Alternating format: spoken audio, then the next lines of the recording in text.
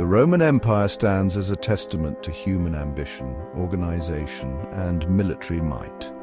From humble beginnings as a small city-state in Italy, Rome rose to dominate the Mediterranean world for centuries. Its legions marched from the British Isles to the borders of Persia, spreading Roman law, culture, and engineering.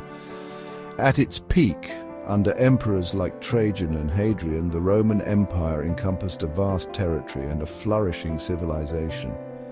The Pax Romana, a period of unprecedented peace and prosperity, allowed trade to flourish, cities to grow, and art and literature to thrive. This era of Roman dominance, however, was not to last. The seeds of decline, often hidden beneath the veneer of power and prosperity, were sown even during the empire's golden age. The very factors that contributed to Rome's rise, expansion, military strength, and centralized power would eventually contribute to its downfall. The story of the Roman Empire's fall is a complex tapestry woven from internal weaknesses and external pressures, a cautionary tale of an empire that grew too large and too unwieldy to sustain itself. As the Roman Empire expanded, the challenges of governing such a vast and diverse territory became increasingly apparent.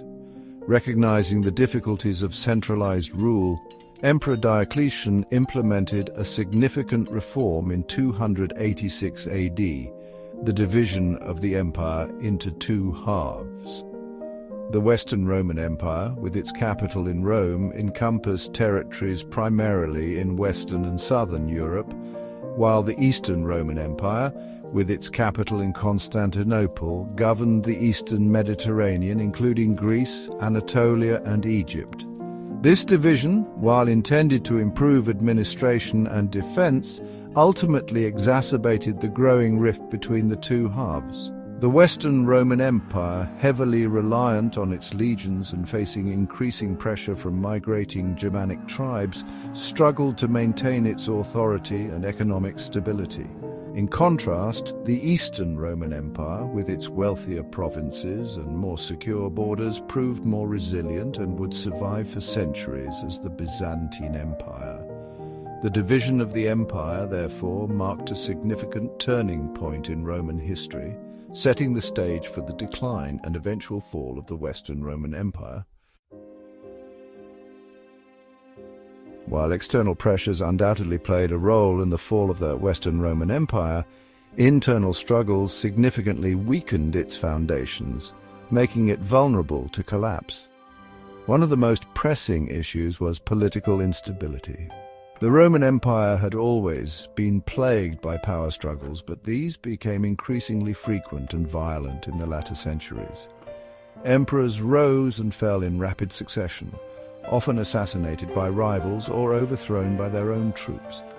This constant turmoil paralyzed the government, making it impossible to address effectively the pressing challenges facing the empire. Adding to the political chaos were severe economic problems. The cost of maintaining a vast empire, particularly its massive army, placed a heavy burden on the Roman treasury. Constant warfare and lavish spending by emperors drained the state's coffers.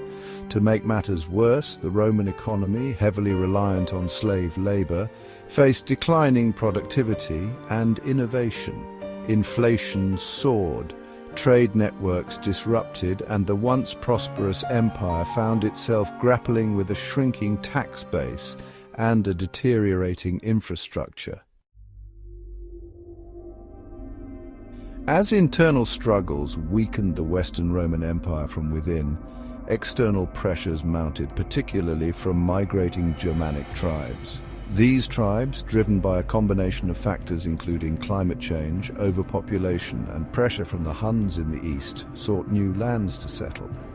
The Romans, once masters of their domain, now faced a constant influx of migrants along their borders, some seeking peaceful integration, others intent on conquest. The Roman army, though still a formidable force, was stretched thin. Decades of civil war and economic hardship had taken their toll, and the legions were increasingly composed of foreign mercenaries rather than Roman citizens. While the Romans achieved some notable victories against the barbarians, These were often temporary setbacks. The sheer number of migrants, combined with the declining strength of the Roman army, made it increasingly difficult to hold the borders. The year 410 AD marked a turning point in the history of the Western Roman Empire, the sack of Rome by the Visigoths, led by Alaric. While Rome had been attacked and even captured by foreign enemies before, the psychological impact of this event was profound. The Eternal City, the heart of the Roman world, had been breached and plundered by barbarians. The sack of Rome sent shockwaves throughout the empire, exposing the vulnerability of the once mighty power. It shattered the aura of invincibility that had long surrounded Rome and fueled a sense of despair and uncertainty.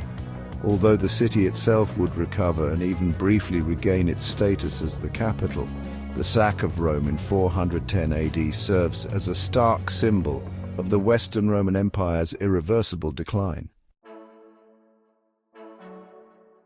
The final decades of the Western Roman Empire were marked by continued decline and disintegration. Germanic generals, wielding increasing power and influence, effectively controlled the remnants of the Western Roman Empire, placing puppet emperors on the throne. In 476 AD, a Germanic general named Odoacer deposed the last Roman emperor, Romulus Augustulus, a mere teenager. Romulus Augustulus's deposition is often cited as the definitive end of the Western Roman Empire. While the empire had been crumbling for centuries, this event marked the formal end of Roman rule in the West. Odoacer, rather than claiming the title of emperor for himself, sent the imperial regalia to Constantinople, signaling his recognition of the Eastern Roman Emperor as the sole ruler of the Roman Empire. Although the Western Roman Empire collapsed in the 5th century AD, its legacy continues to shape the Western world today. Roman law, language, architecture, engineering, and political thought have left an indelible mark on Western civilization. Latin, the language of ancient Rome, evolved into the Romance languages, including French, Spanish, Italian, and Portuguese, spoken by millions worldwide. Roman law, with its emphasis on justice, fairness, and due process, forms the basis of legal systems in many countries. Roman architecture, characterized by grandeur, functionality, and innovative use of materials like concrete, continues to inspire awe and influence architectural styles. The Roman Empire, though long gone, remains a vital part of our collective past, its legacy woven into the fabric of Western civilization.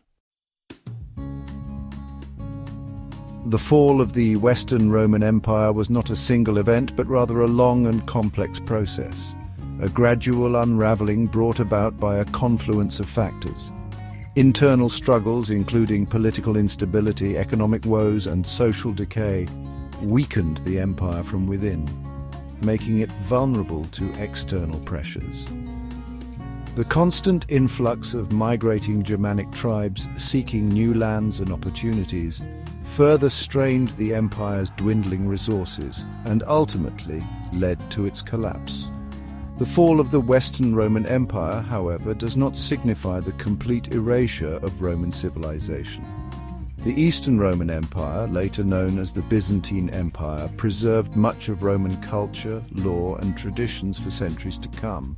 Moreover, the legacy of Rome lived on in the West, influencing the development of language, law, architecture, and political thought.